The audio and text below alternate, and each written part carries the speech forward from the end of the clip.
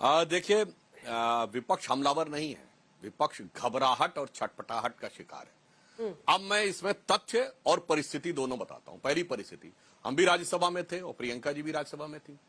जब अमित शाह जी ने बोला, कितना हल्ला मचाया इन लोगों ने, पूछिए, आपत्ति दर्ज की, वॉकआउट किया? नहीं किया, क्योंकि वहां पर ऑन द स्पॉट इनको लगा, जो पूरा वीडियो अगर आप देखेंगे तो साफ हो जाएगा। फिर बाहर निकलकर एडिटेड वीडियो निकालकर, शायद सोरस इंस्टीट्यूट ऑफ प्रोपेगेंडा से कोई सिग्नल पाकर, तब अगले दिन बवाल किया गया। मैं विनम्रता और चुनौती से कांग्रेस वालों से पूछता हूं, अगर आपको आपत्तिजनक लगा, ऑन द स्पॉट क्यों नहीं बोला?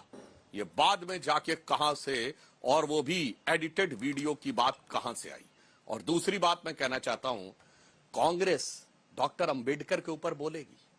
मैं सिर्फ ये याद दिलाना चाहता हूं, डॉक्टर अंबेडकर के बारे में नेहरू जी ने क्या बोला, मैं पार्लियामेंट में बोल चुका हूं, दोबारा कह रहा हूं। 16 जनवरी 1952 एडविना माउंटबेटन को लेटर लिखते हैं नेहरू जी, और ये completes works of Jawaharlal Nehru series 2 volume 17 page number 35 से 37 के बीच में है। लखनऊ से लिखा गया लेटर है, जिसमें वो चुनावों में कांग्रेस की जीत पर खुशी व्यक्त करते हैं। और वो कहते हैं, लाइन है उसमें, कोट कर रहा हूं, कि our success is much beyond was expected in Bombay city and Bombay province. पर उसमें खुशी किस बात की? Ambedkar has been dropped out. Ambedkar हार गए हैं, इस बात की खुशी है। और नेहरू जी तो खुद प्रचार करने गए थे, जब अंबेडकर जी के खिलाफ खुद प्रचार करने गए थे, तो भजन करने गए थे, उनको जिताने के लिए गए थे। अब आइए, उसी में आगे क्या लिखते हैं कि socialist have joined with Ambedkar party, so in that matter they lost their repute. अगर अंबेडकर जी की पार्टी को सोशलिस्टों ने सपोर्ट किया तो उनकी प्रतिष्ठा खत्म हो गई। मगर आगे जो महत्वपूर्ण बात लिखते हैं नेहरू, वो कहते हैं, but Ambedkar has join hands with Hindu communalist.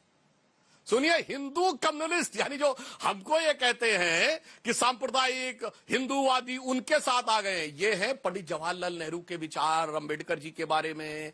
Amit Shah ji clear cut बोल चुके हैं कि पार्लियामेंट से ड्रॉप करने पर क्या किया। और दूसरा मैं कोट करना चाहता हूं, 10 अक्टूबर 1951 जब अंबेडकर जी इस्तीफा देना चाहते थे, ये पब्लिश्ड बाई बाबा साहब की सबसे ऑथेंटिक जो ऑटोबायोग्राफी है, पद्म भूषण जिनको इंदिरा जी की सरकार से मिला, धनंजय कीर, उन्होंने अपनी किताब में पेज नंबर 415 के आसपास लिखा है कि जब वो इस्तीफा देने के लिए खड़े हुए तो सभापति ने कहा कि आप अपने इस्तीफा लिखित में दे दीजिए।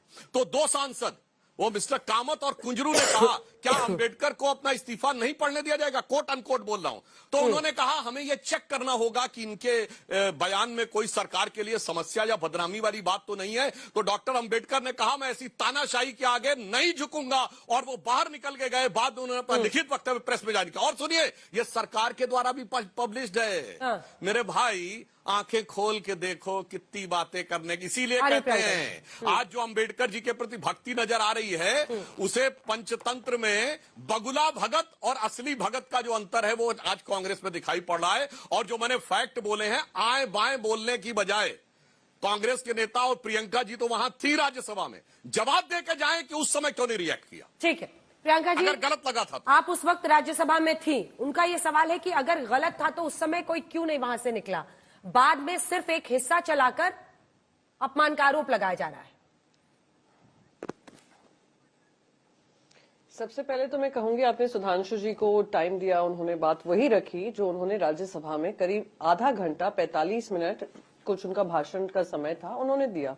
सिर्फ इन्होंने नहीं दिया, भारतीय जनता पार्टी के सारे ही वक्ताओं ने ये सारी बातें ऑलरेडी सुना चुके हैं। सब चीज हमने सुनी है, सब आरोप सुने, सब प्रत्यारोप सुने, सब सुना।